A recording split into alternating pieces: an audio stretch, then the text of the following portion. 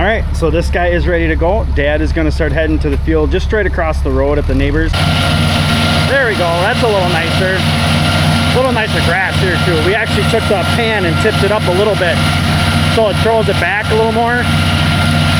Just bringing those edges in just a smidge. That's no good at all.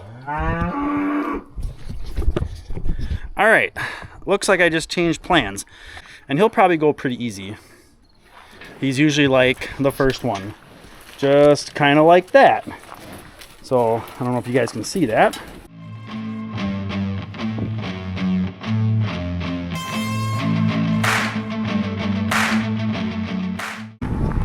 Hey, how's it going? Welcome back to Ohrmundt Simmentals. All right, it is Monday afternoon. I'm home from practice, and as you probably can hear, not from them, they got fed already, they're fine. We need to move cows tonight. They've behaved themselves. They got a bale last night, but they need fresh grass, and they're letting me know about it because they have to wait longer in the day to get it. All right, so we made it down here. We got to set up a temp line, and we're gonna give them a pretty good sized chunk just based on how much grass is out here. They do have the alley, this strip here, so I take that into account too. But I think we're gonna give them, we're gonna head right somewhere in here. So giving them a pretty darn decent sized chunk. Hey, and if you haven't had a chance yet, hit that subscribe button and follow along for more so you guys can see how well they do on grazing, because it's going to be a pretty quick move the third round. It usually is getting up to weaning, which is going to be in a few weeks. So we don't want you to miss that. Plus, we got some second crop coming up, all sorts of fun stuff. And also, hit that like button. Help support the channel that way too. Shows you like what we're doing here at Ohrmundt Simmentals. All right, let's get this set up. So we're set up. This is pretty darn decent. I think there's gonna be enough out here. And again, if for any reason I've underestimated how much is out here, we can always bring them a bale. But this is also kind of my safety valve, only accounting this for like maybe a half a day's worth of grazing. The only bad part is, and I'm glad that they all managed to come down here, but I gotta let them out the corner, which I don't like to do.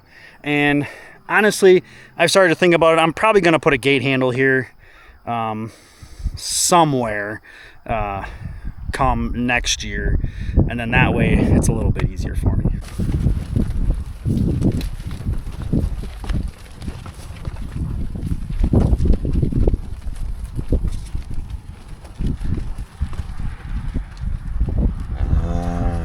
I don't know why you came over there. I know they kind of pushed you, but should be some pretty nice grass out here for them. Some of the orchard, ryegrass, stuff like that is about 18 inches tall. I mean, it's definitely not bad at all. You know, but I definitely like coming out and checking on some of these mamas. You know, like here's our first bold ruler daughter, who's a first calf heifer. So she's holding together pretty decent. Still looks to have an adequate amount of milk. This is that 913. That's a factor daughter.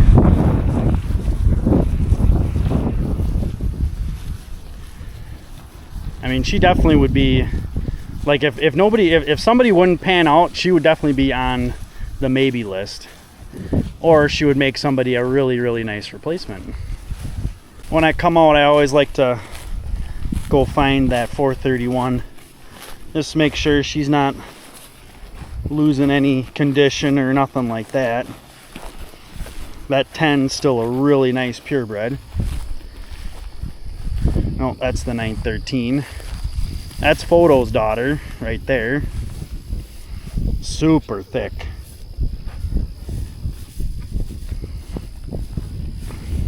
Oh, there she is. There she is. There she be. That's Deja's heifer right there. Yeah, that's her right there. She's not hurting for nothing other than not having a mama. I mean, would she be growing a little bit nicer? Probably, but she ain't getting any smaller. It's a good thing. And then our Dominion bull right here. I like that dude.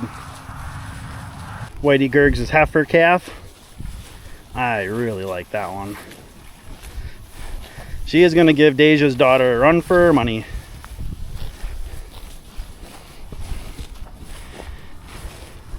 And so far, really hasn't shown signs of being batshit crazy like all her other heifer daughters. Like, being this close, she would have ran away already. Those guys need a bail, but I don't have time to give them a bail. So, we're gonna do the next best thing, and we'll give them the long pen. There's some grass in there, enough grass to keep them happy for the day. Where are you guys gonna go? What are you guys? Oh, that's no good. That's no good at all. All right, looks like I just changed plans. This 29 steer, because I'm kind of giving them a little bit more free range out here, he got some wire wrapped around his leg.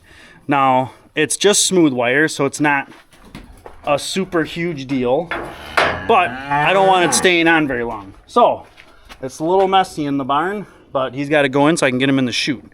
And he'll probably go pretty easy. He's usually like the first one. Just kind of like that. So, I don't know if you guys can see that. Now, there's so many birds in here, and a lot of bird poop. Well, let's get him in the chute and get that taken care of. I mean, we were just looking at him yesterday. He didn't have that on yesterday. Just trying to see what I'll need to set up here. All right, we got him in, got him squeezed down. Hopefully he behaves himself.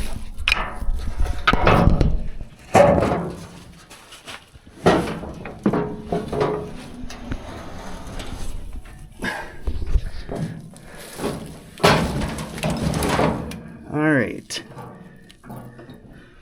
Should just need to get untwisted, and that should be it.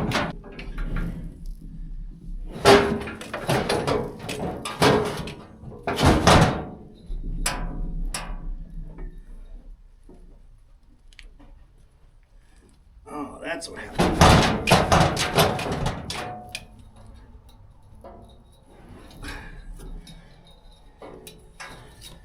There we go.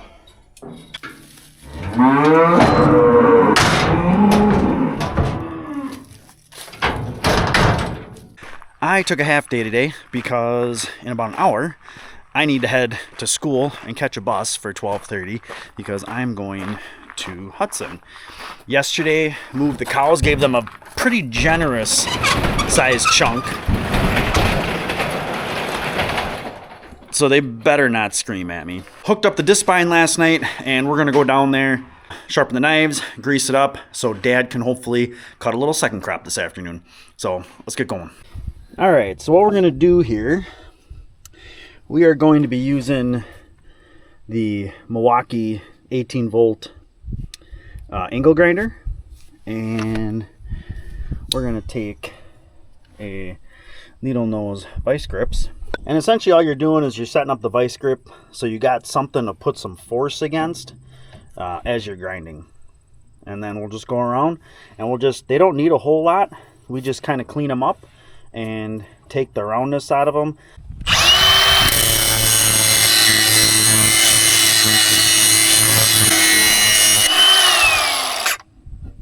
There we go. And that's basically how we sharpen our knives. So I will just start making my way down. Everything looks pretty decent on here.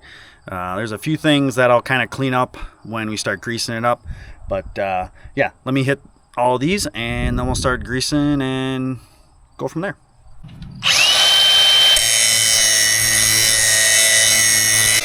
All right, Dad's gonna keep grinding on the blades and I'm gonna start greasing. All right, so this guy is ready to go. Dad is gonna start heading to the field just straight across the road at the neighbors.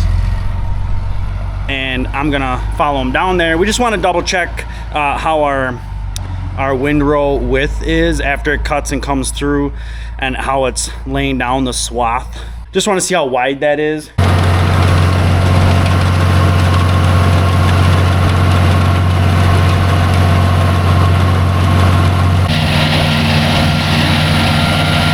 kind of playing around with the widths. Some of the grass out here is only about like 10-12 inches. Some of it is like 2 feet. So that actually doesn't look too bad. We also did set this down one more notch. So even with the higher stubble shoes, so it'll leave about 3 inches. It'll skip or scalp in a couple of spots where there's a little divot or a little mound, but for the most part about 3 inches of stubble. There we go, that's a little nicer. A little nicer grass here too. We actually took the pan and tipped it up a little bit so it throws it back a little more. Just bringing those edges in just a smidge. But we know we can cut the grass a little shorter in second crop because, I mean, it is the 28th of August today. So actually, fun fact, I've been doing YouTube for a little over 2 years now. And today was my 2nd year anniversary at my current job. So they kind of correspond with each other. But this time of year, we know that if we're gonna cut it now, we're cutting it now because we need the temperatures to dry it out. We also need to cut it now so that it can come back over the next 2 or 3 weeks, get a few inches of growth on it so that it's ready for when the frosts come and we don't have any like winter kill, especially for some of our clovers and alfalfas, things like that. So that's kind of the method to the madness. All right, Dad is off and running, so he should be just fine to knock that down. Then he's gonna head down, he's gonna hit the pit field, take that down, and then he'll see where he's at after that. Tomorrow is Friday, of course, today's Thursday. Then Dad will pick a couple other fields and see what he can all get knocked down tomorrow. But I need to get home and get ready because I got to catch a bus in about 45 minutes. So I'll catch you guys tomorrow. Hey, how's it going? Happy Friday. Oh, it is finally Friday. I'm rolling on like 3 hours of sleep. Actually, probably more like 2.5, but you know, who's counting? So on my list of things to do this afternoon, we need to move the cows, but I need to get a reel and some posts, which I'm gonna grab the ones that are over here around that wet spot. I need the 4-wheeler, and then we're gonna move the cows. So that's what's on the list for today. Dad is up on the hill cutting, or at least that's what he said he was going to do. Cutting some more second crop. All right, so update from last night. Last night was our freshman football team's first game. We were in Hudson last night. That's a 2.5-hour trip straight west of us. It's actually, Hudson is right on the border. It's a pretty good hike for us, for high school football players, and especially for the freshman level, but it was decent. Freshmen won. We won 35-8. And kids played really well, so that was a really nice start to the season. Varsity, not so much. We had a couple injuries, had a couple spots where we didn't play so well. So, and they're a very good program and have a pretty solid team. So, didn't get a win on that one. Okay, so we're out here in the pasture and we're gonna get ready to set up their next chunk. This is gonna be their last chunk before they go on to the yellow water again. This is gonna be a close, well, it's probably not gonna be quite 2 days worth of grass, just looking at how much grass is actually out here. This is actually looking better because the line I have used like this. Try and disregard this patch. We'll talk about that in a second. But this right in here somewheres has been my line. This spot right here, this was one of the bad spots from last year, and we're gonna bale graze this tomorrow. I'm gonna bring a bale out here. Hopefully a little bit nicer bale. Maybe not a garbagey bale if I can get it, a decent one. Maybe an oats bale. I might use an oats bale. We'll see. I'll talk to Dad about that and see what he wants me to use. But we're gonna bring one out here and feed it out on this patch here, because obviously you can see some dirt and stuff like that. So this spot did not come back quite as nice. There's some starts of grass and clovers and things like that, but this one could use a bale graze. So we'll do that tomorrow to ensure that this is a 2-day chunk, but not a big deal. Tomorrow, or this weekend, is Labor Day weekend, so I'm gonna be around. We're not going anywhere. Hopefully just gonna do some relaxing things around home.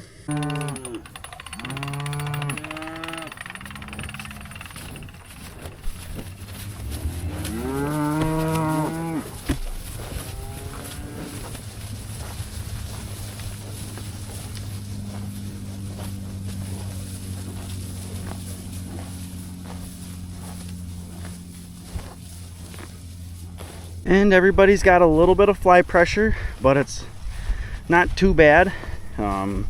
These cooler temperatures, I think, have really helped with that. Some of these calves are starting to get their little bit of winter shag on them. You can see these guys right on the shoulder here. Stuff's starting to get a little long. I want to find that 431 heifer again, which she would stop flicking her ear. Nope, that's our eagle. 931. Here we are. There she is. So here's our true justice. I lost her mama, so keep an eye on her. She's the one I want to find every time, and she's doing really well. So basically 100% on grass, but you know, that is what it is.